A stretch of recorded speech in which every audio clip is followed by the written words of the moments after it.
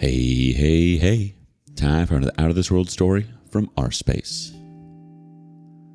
In a small town, gossip isn't just a pastime. Today on rSpace, perfection has a shelf life. Left divorce papers on the counter. Now she's the talk of the town, and not in a good way. Honestly, I'm surprised I didn't see this coming earlier. My wife, Shelley, 28 female, has always been a difficult person to live with. I never saw that as a bad thing. I usually just thought to myself that everybody has some rough edges to them, and they're bound to cause friction when two people live together. I couldn't always be a joy to live with myself, I'm sure. Now looking back, with the benefit of hindsight, I can see that her rough edges weren't just personality quirks.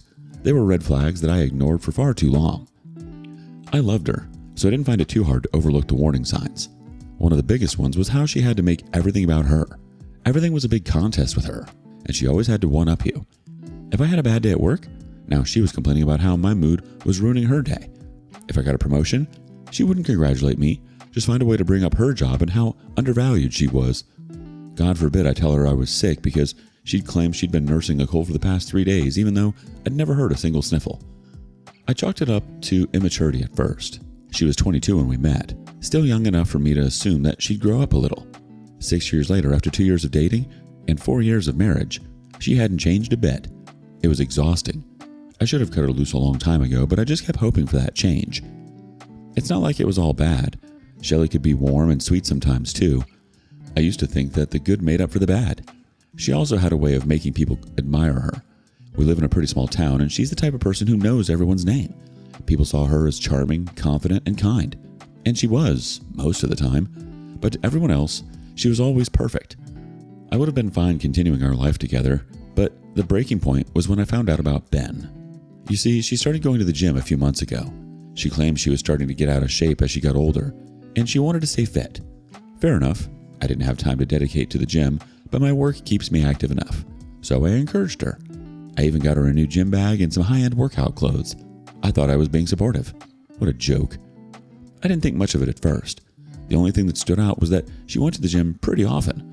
She was going 4 or 5 times a week, which seemed a little excessive for someone whose goal was just to stay fit. I didn't question it though. I knew some people just liked being in the gym, and some just took their fitness goals very seriously. I even thought it was a good thing. Then some little things started standing out. She suddenly started caring a lot more about her appearance. I know that doesn't sound like a bad thing, but it's the way she did it. She'd spend more time on her hair and makeup than before, even when she wasn't going to work. It was particularly odd to me that she'd obsess over her looks before heading out to the gym where she would be sweating for an hour. For a while, I wrote that off too. I figured it was all part of her new focus on her appearance. She was working out hard in the gym trying to stay in shape, so it wasn't a reach to think that she was just taking some more pride in how she looked. Once again, I was making excuses for her. But then there were the late night texts. It started shortly after she joined the gym. I didn't think much of it at first. Shelley had always been attached to her phone, scrolling through social media, texting friends, or watching random videos. But this was different. Now she was giggling and laughing at her phone most of the time. As silly as it might sound, what really gave it away was that she'd stopped showing me videos on her phone. Before, if she was laughing at something on her phone, she'd either show it to me or text it to me. When she stopped doing that, I started to think something might be off. Last night, curiosity got the best of me. We were in bed together, and I was catching up on an ebook, and she was texting and laughing away on her phone. I'll admit, I was a little annoyed by the distraction, but I also was itching to find out who she was talking to. So I turned to look at her phone and asked, "Who's texting you so late?" Her reaction was extreme. She practically jumped out of her skin and clasped her phone to her chest. That was it. I knew exactly what was going on at that moment. You don't react like that unless you're hiding something. She tried to cover it up immediately and laughed awkwardly. She said I scared her and that it was just her gym group chat. The excuse was pathetic, and I didn't stand for it. My voice got a little firmer, and I asked her to show me what had made her laugh just then. That's when she dug deeper. She rolled her eyes and said I was being paranoid. The deflection was obvious. If it was just a funny message or a meme, she should have no problem showing me what was on her phone. Now I was certain that she was up to something. I put some bass in my voice and told her to show me who she was talking to. She got defensive now, ready to snap at me, but I cut her off. I told her that if she didn't show me what was on her phone, then our relationship was over. She fell silent and seemed to be contemplating what to do. My heart was pounding out of my chest. The silence was killing me. I desperately wanted to be wrong, but every second that passed made it more real. She was cheating on me. In the end, she didn't talk or show me her phone. She just started crying. The moment she did, I felt like I deflated. I had no sympathy for her tears. My heart was just broken by what they meant. She was definitely cheating. I swore, and she started repeating that she was sorry. She kept saying the words over and over until it got on my nerves. Just to get her to stop, I asked her who he was and how long it had been going on. Her answer put everything together and made me realize how stupid I had been. She told me about Ben. He was a guy she'd met at the gym. At first, their relationship had been friendly, with him giving her some workout tips. Eventually, he started correcting her form, and that's when he started getting handsy. From there, they started flirting. She claimed that was as far as they'd gone, but I didn't believe her. I snatched her phone from her hands and unlocked it. She started screaming at me to give it back, but I ignored her. I didn't have to do any scrolling or snooping. It was right there. She was chatting with Ben, Jim, and what I saw confirmed all of my suspicions. The last message had come in from him a few minutes ago. She'd been flirting with him right beside me. She tried to get her phone back from me while I went through their messages. Once I'd seen everything I needed, I tossed the phone back to her. "You slept with him." My voice came out colder than I expected. I was furious with her, but I was surprised at how level my voice was. My heart had been pounding a few minutes ago, but now I almost felt nothing. She sobbed silently and started apologizing again. I stood up, grabbed a spare blanket, and started to head out the door. I didn't even know what to say to her, and I knew there was no way we were sleeping in the same bed that night. Before I walked out the door, she gave a parting shot that made me stop in my tracks. Her voice was bitter as she said it was my fault. It was my fault because I didn't put effort into the relationship like she did. I would have laughed if I wasn't so shocked. What effort? The effort to sneak around and cheat behind my back? Or the effort to make me feel guilty anytime something good happened in my life? I turned around and asked her if she honestly believed that. She got out of bed, got in my face, and screamed that it was the truth. She said Ben gave her the attention that she needed. He was attentive and he listened to her. I had a lot I wanted to say. I wanted to point out how she made it impossible to talk to her because she made every conversation about her. In fact, she was doing it now. I was the one who was hurting. I was the one who had been deceived. But she was making herself the victim. She was trying to bait me into a fight. She wanted to flip everything on me so she wouldn't have to take responsibility for what she'd done. But I wasn't going to give her that. I walked out of the bedroom, closed the door behind me, and lay down on the couch. I didn't sleep. I couldn't. This morning, I'd come to my decision. I left early in the morning before she got up and met with a lawyer. I wasn't going to drag this out. Shelley wouldn't waste time making me the victim, so I wouldn't waste time getting ahead of that. It's honestly fascinating to think about what sort of reality cheaters think they're living, like blaming everyone else but themselves for cheating. Accountability burns them like holy water. Cheaters love playing the victim because it shifts the blame, dodges consequences, and, let's be real, guilt is inconvenient when you're trying to justify trash behavior. Update. I didn't go home that evening. Well, I did go home in the afternoon, but only to get my stuff. I left before she got home and went to stay with my brother out of town. I'd decided the night before that I wasn't just going to divorce her. I was going to cut ties with her completely. I wasn't going to give her a chance to turn herself into a victim in all of this. She started calling me around the time she would have gotten home. I ignored her the first few calls. Then she started texting. At first, she started soft, asking me where I was, and telling me that we needed to talk. When I didn't respond, she changed her tone. Now she was calling me a coward who was running out on our relationship. I was giving up on us while she was willing to fight for us. Classic Shelley. Always the victim, never the cause.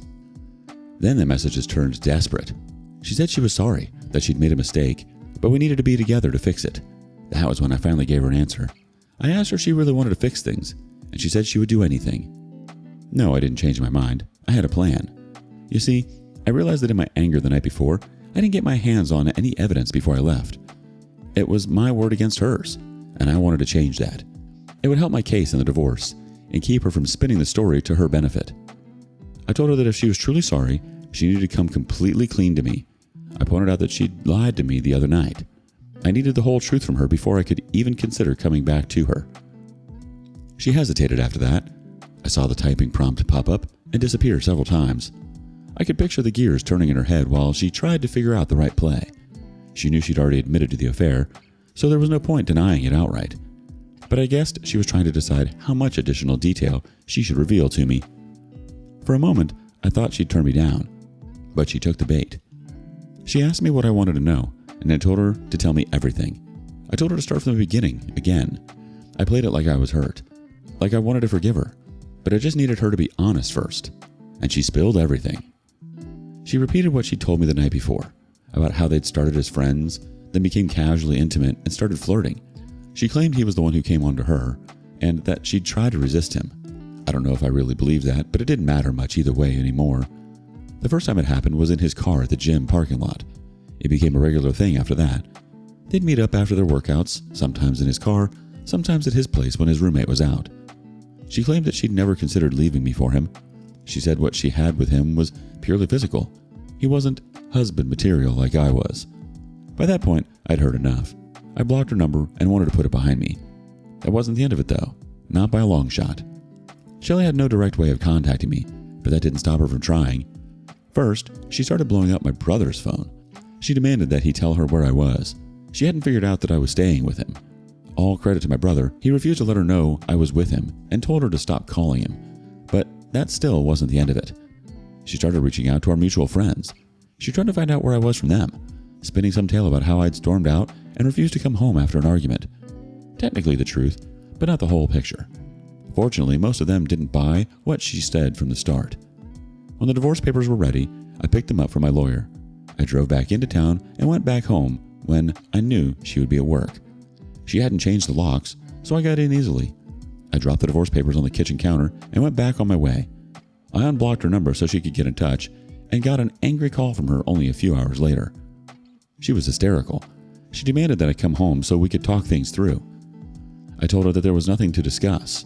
We were over, through. She needed to stop pestering our friends from my location and start moving on with her life. I suggested she could start by getting a lawyer, but it couldn't be that easy with her. First, she insisted that I was the reason our marriage had failed.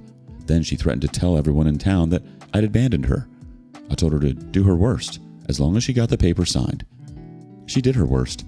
From what I could gather from friends, she was telling everybody who would listen that I'd abandoned her over something trivial.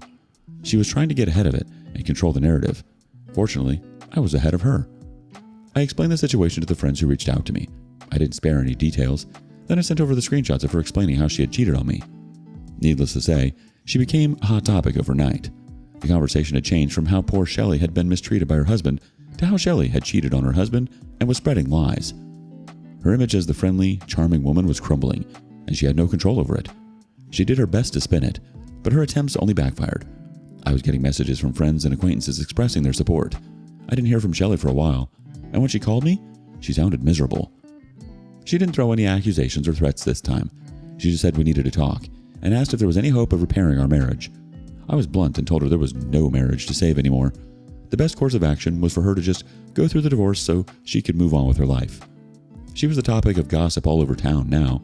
She'd lost any goodwill and respect she had had in our community. She needed to start over somewhere else. I couldn't resist throwing one last jab and adding, "Ben can go with you." She started crying when I suggested that she should leave town. When I mentioned Ben, she tearfully admitted that he didn't want anything to do with her anymore. He was mad at her for exposing him as a homewrecker. It wasn't hard for people to figure out who Ben from the gym was. I didn't offer any words of sympathy, and she hung up when she realized I had none to offer. 2 days later, I heard from my lawyer that she'd signed the papers. I was relieved that we'd finally start moving forward with the divorce. The process itself was surprisingly smooth. She didn't stall at all. I think she took my words to heart and wanted to get it over with. We didn't have much that was worth fighting over. I had my car, she had hers. We didn't have any kids or pets, and we rented her place. Neither of us had any real desire to stay in our town anyway. I wanted a change of scenery to put everything behind me. She wanted to get out of there as soon as possible. Neither of us had any interest in making things harder than they needed to be. She didn't bother requesting alimony. She never said why. But I'm pretty sure she knew I'd get the full evidence of her infidelity involved if I had to. And I would have. Honestly, some petty part of me had been waiting for her to just give me a reason. Once the divorce was finalized, I felt free. I stayed with my brother for a couple of weeks while I found my own place and a new job. Uprooting myself like that felt like a risky move, but it turned out to be worth it. I couldn't live in a town where everyone I knew was pitying me because of my cheating ex-wife. I took about 2 months before I was fully back on my feet. Getting a new job was pretty easy, considering what the job market is like now. I also moved into my own place and got out of my brother's hair. I didn't hear much about Shelley after the divorce. I know she moved somewhere else, but I'm not sure where. No one seems to know. I don't care enough to find out. All I know is that she's no longer the respected person she used to be in our town. Now when her name is mentioned, it's always with a tone of disdain or pity. I couldn't feel bad for her. She did that to herself, and I bet even she would admit that. She thought she still had a chance to manipulate the situation, but you were already 10 steps ahead. We'd love to see it. She ruined her reputation, lost her side piece, and ended up crying you a river. Honestly, what do these people think will happen? Thank you for joining us today on rSpace. Be sure to like and subscribe and hit that notification bell so you don't miss out on our next video. Until next time.